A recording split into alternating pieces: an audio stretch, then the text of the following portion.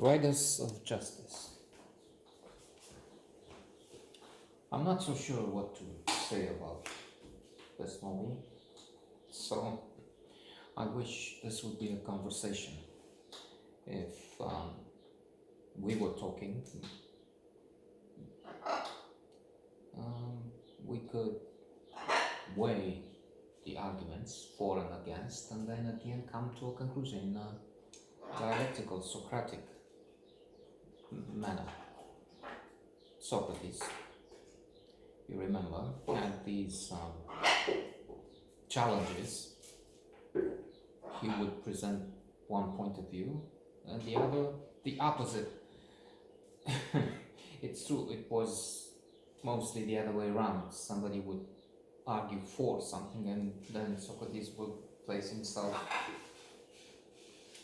against it, because from this clash of ideas you would get to the truth. So we have thriller action movie, the type Liam Neeson seems to be making in the past few years. I've heard it's now famous. It's voicemails. Maybe I've seen it on a comedy show. Graham Norton is the name. They pranks they call and have a special secrets.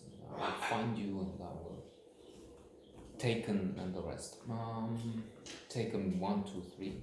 Is it 3 now?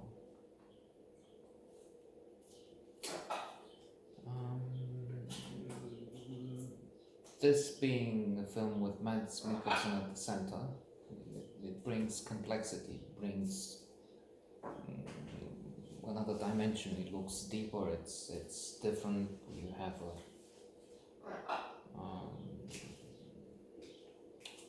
very troubled, very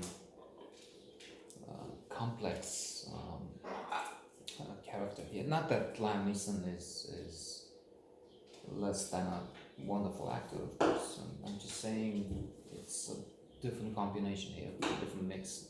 It's a Nordic production, Danish, I guess, with probably financing from other places, the way things work today.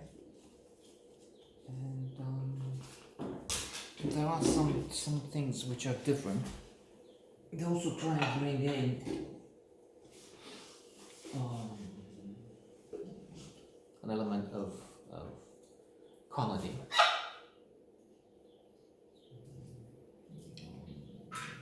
There is a trio of nerds. So Mads Mikkelsen is Marcus. We have Leonard, Emmental, and Otto. I'm sorry.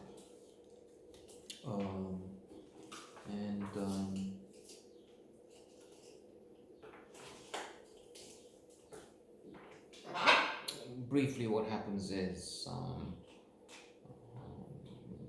Marcus is a soldier fighting in Afghanistan, I guess, and he's talking to his wife on the phone, and the idea is that he has to stay another 3 months. His term has been extended, and on account of that, a series of events unfolds. She decides the car wouldn't stop. She decides to take her daughter Mathilde, their daughter, from school, and they take the subway, the metro, the underground, and there's an accident, and the mother dies.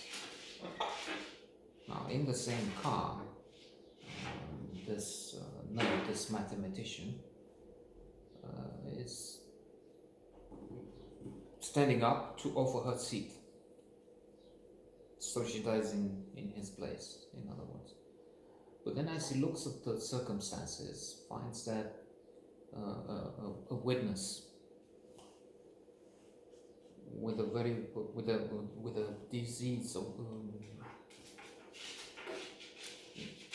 obsessive compulsive. I don't know what disease he had, but then due to that condition, he was known to take the same train, sit in the same third seat from the center or whatever. Termina, and mathematically speaking, it's impossible to consider this an accident. There's a chance in 2 billion. So this nerd goes to the police with this calculus, plus a detail he noticed while he was on the train. There's somebody there in the train with them who steps out just before the accident, which he's sure was in fact a murder. So he jumps out from the train, throwing, I don't know, an expensive sandwich from, not Subway,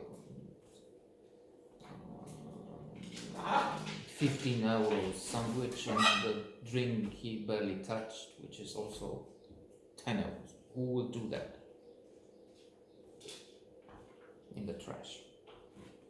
It might have that this was a mistake. Somebody who doesn't like this, finds the taste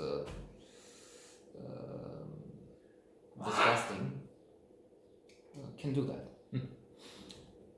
When the police says, "Oh, okay, so it's just you don't have any evidence, you just made a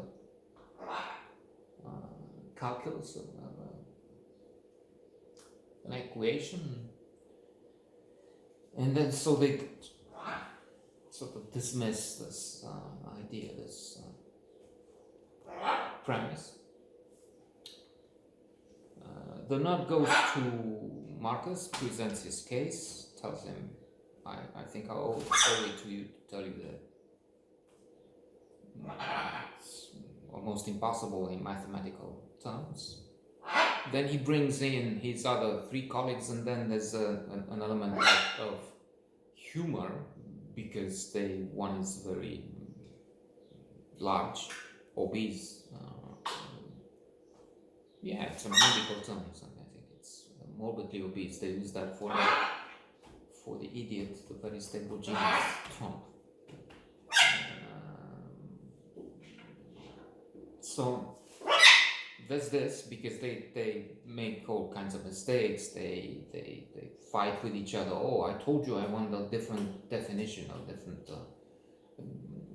kind of screen, and how can you give me that? And okay, I'll walk, and all sorts of crazy things they do.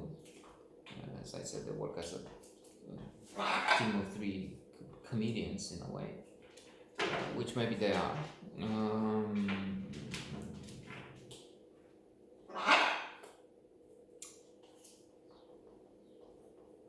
The actors may have stand-up acts, I don't know, in Denmark, Nordic countries, but there's also a moral dimension.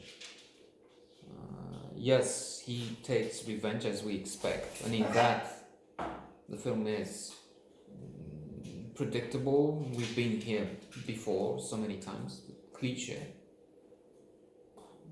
But then there's something more. So that's why, in other words, I still have the hesitation from the beginning. What can we say in conclusion?